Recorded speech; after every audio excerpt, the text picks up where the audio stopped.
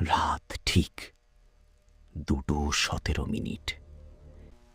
ঢাকার একটি পুরনো বিল্ডিং তখন সম্পূর্ণ খালি। শুধু একজন সিকিউরিটি অপারেটর একা বসে নজর রাখছিল সিসিটিভি মনিটরে। হঠাৎ 3 নম্বর করিডোরের ক্যামেরায় দেখা যায় সাদা পোশাক পরা একজন নারী।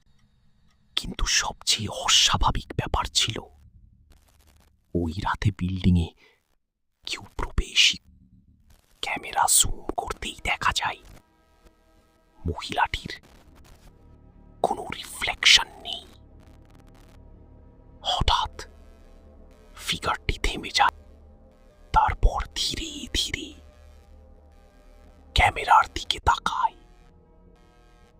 ঠিক 3 সেকেন্ড পরে পুরো সিসিটিভি সিস্টেম ব্ল্যাক আউট হয়ে যায়, আর সেই অপারেটর আর কখনো নাইট শিফটে ফেরেনি।